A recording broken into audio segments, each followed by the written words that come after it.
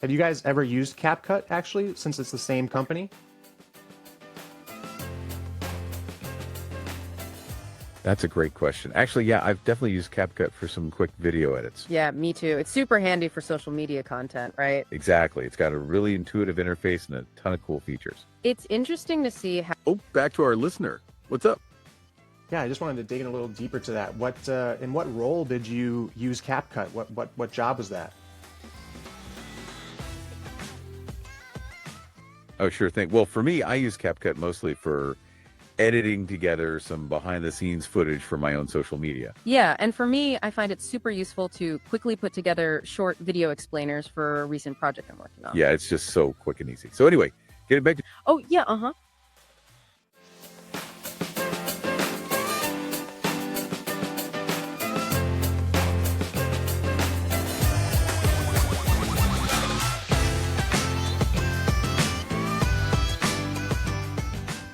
What is up, everybody? Welcome to another episode of the AI Marketing Navigator. This is your daily compass in the ever-evolving world of AI marketing.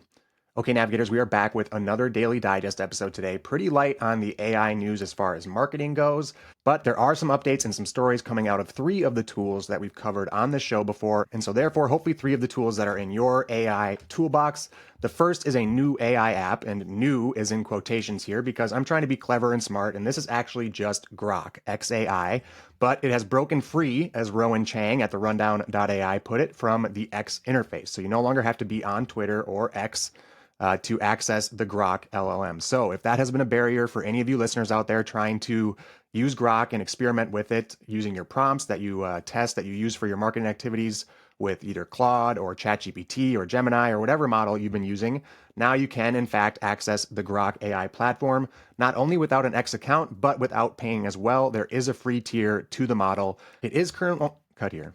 It is currently only available as an iOS app, so that may well be a barrier for some of you if you are looking to test it out and you don't have an Apple device. But it just got a whole lot more accessible and took a huge step towards being a real competitor to ChatGPT and Claude, not just in performance and potential performance, but now in user experience as well and user access. So for some of you, you may very well now have a new AI model to test and play with this weekend.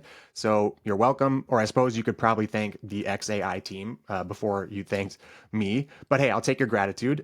Okay, the next update we're going to talk about is this recent bit of news from OpenAI and ChatGPT. In particular. And again, this is referenced in today's rundown.ai newsletter, and it's covered in a Twitter thread or an X thread that is shared in the show notes by Tibor Blaho. Apologies, as always, if my pronunciation is incorrect. And it specifically mentions 3 new ChatGPT features, really one new feature with 3 elements to it, however you want to describe them, within the ChatGPT tool. And these are called custom instructions. So we're going to hop over into ChatGPT right now and get a look at this, but essentially it allows you to provide the model with very specific context about you and how you use the tool, how you go about your workflows within the tool, all of these things. And we'll take a look at it in just a second. I'm going to go ahead and share my screen now. So if you are watching along, you should be seeing the ChatGPT interface. So if you go right up here to your little account icon, you will see an option for customize ChatGPT. When you first click that, it's going to give you a little pop-up window with some news about the feature. But interestingly, what I'm seeing here, and again, if you're watching along, you can kind of see we have an option for these custom instructions. We'll detail them in a moment, but I'm not seeing the same options that were in this X post that are in the show notes. So there might be a little bit of a different version of these questions or this customization. Maybe it's depending on the tier that you have for X. I'm wondering exactly why. The reason is maybe it's already been changed since it was deployed. So again, just a little bit of ambiguity there. Let me know what options you guys are seeing when you try to customize your instructions. Again, if you're watching along on video now, you can see that we have 3 different options within these instructions to customize. The first one is what you would like ChatGPT to know about you to provide better responses. And they give you a few thought starters, as they call them. One is, where are you based? What do you do for work? What are your hobbies and interests? What subjects can you talk about for hours? What are some goals you have? And they give you 1,500 characters to describe that. The next one is, how would you like ChatGPT to respond? And here we have more thought starters, like how formal or casual should ChatGPT be for you? How long or short should the responses generally be? How do you want to be addressed by ChatGPT? Should ChatGPT form opinions, or should it remain neutral on topics? So definitely some really interesting switches and knobs to kind of toy with and play with. with the model here. And then lastly, down at the bottom of the window here is the capabilities that you want your chat to have while you're working with it. So do you want it to have the web search function? Do you want it to be able to generate images with DALL-E?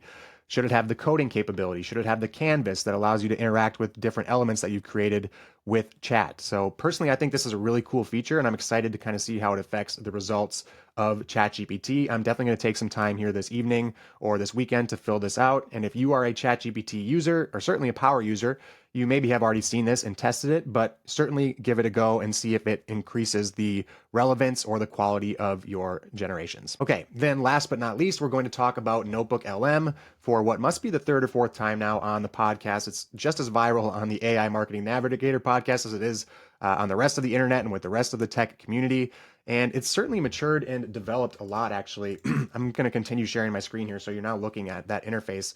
But as far as that interface goes, the user experience goes, it's again changed a lot since we tested it out in the very early days of the show. And I really like the look and feel. And it occurred to me that if you could share these audio overviews outside of your organization, they would very quickly become a really cool piece of content, whether it's a lead generator or a social piece.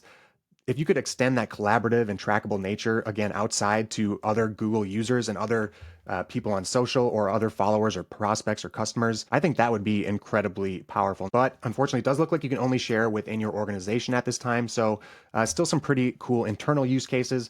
But if you could have all these features in a publicly shareable format, and then maybe even the interactive mode, which is in beta here, and we're going to test that out too in just a second here, where your prospects or the people that you share this with could actually hop into the conversation and maybe learn from the context of the sources that you've uploaded. Just really fascinating to me. So I wonder if someday in the future you'll be able to share these publicly. And if that day ever comes, I certainly think it would be a very, very intriguing piece of content for any content marketers out there. So again, if you were watching along on video, you are now seeing the NotebookLM interface. And if you recall what it used to look like way back in the day, it is quite a bit different now. I do have the dark theme turned on. If you've seen any of my other videos before, you've likely noticed that that's my preferred theme. Just for fun, let me know in the comments, dark or light theme, everybody. But I just pulled in the transcript from our episode the other day about Dreamina, the new AI image generator that we talked about strictly for businesses. Well, not strictly, but very specifically for businesses. And I've gone ahead and generated our audio overview. If you haven't seen the tool before, just a quick little tour here. On the left, you can add your sources that are going to provide your hosts with the context and the information for the audio overview. The center is a chat where you can chat with a notebook, with Gemini about the content. There's collaborative nature about the chat as well with the internal people that you share this with. You have an option here to add notes or briefing documents or audio overviews to the chat as well, or you can just have a traditional conversational AI chat with the notebook as well. And then lastly, over here on the right, you have their quote unquote studio, and this is where you have your generated audio overview. You can again add things to the show, a note, a study guide, a timeline, or excuse me, you can generate those things based off the show. But most importantly, we have this interactive mode right here, which is in beta, and this is what we're going to try out today. And when you click on that, you get your studio has now gone over into an audio overview, and we have our two hosts. You have the play button and the restart button, but we have this join button right here.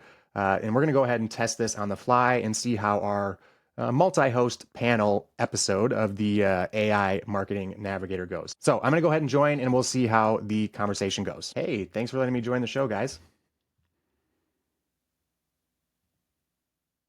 Hey, no problem at all. We're so glad you're here with us. Yeah, it's great to have you listening in. We hope you enjoy the rest of the show. So we were just getting into this new AI image generator called Dreamina. Yeah, and it's created by the team behind CapCut, which is a popular video editing app. Oh yeah, for sure. And it's made by Have you ByteDance, guys the ever same used folks behind TikTok. CapCut? Okay, so there we have our first lesson of the tool. So this looks to be a little bit of a limitation to the natural kind of back and forth flow of a conversation that would typically happen. And I know that other voice models like the advanced voice mode and ChatGPT has gotten really good at the interruptions, and other ones have as well. So I wonder if that's in the workings for Google also, or excuse me, NotebookLM. But let's go ahead and try to interrupt again if we can on our show here. Have you guys ever used CapCut actually, since it's the same company? That's a great question. Actually, yeah, I've definitely used CapCut for some quick video edits. Yeah, me too. It's super handy for social media content, right? Exactly. It's got a really intuitive interface and a ton of cool features. It's interesting to see how Oh, back to our listener. What's up? Yeah, I just wanted to dig in a little deeper to that. What in what role did you use CapCut? What job was that? Oh, sure thing. Well, for me, I use CapCut mostly for editing together some behind the scenes footage for my own social media. Yeah, and for me, I find it super useful to quickly put together short video explainers for a recent project I'm working on. Yeah, it's just so quick and easy. So anyway, getting back to Oh, yeah, uh-huh. Were you working at a specific company when you were doing that work? What company did you work at? that's a really good question. I'm actually just doing that kind of work for myself. Yeah, me too. We're both independent creators, so we use these tools for our own content. So we are the company, it's just us. Yeah, exactly. We are our own bosses here. So to get back to Dramina, it is pretty wild. Okay, so there you go. That was better. Once you learn that you do have to, in fact, press the join button whenever you want to get into the conversation, which makes sense.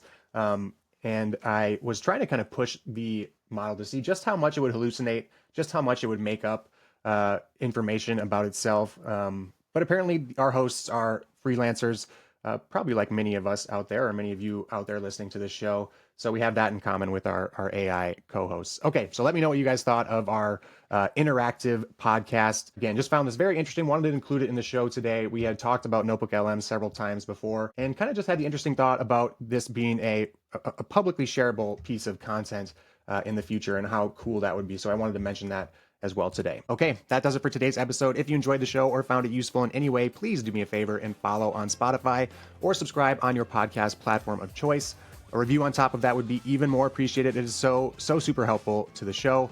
Also, if you are watching on YouTube, make sure to hit that subscribe button and turn on all notifications so you get notified each day when our episode drops. Until then, and as always, thanks for joining me. And remember to stay curious, stay consistent, and keep navigating forward. Bye.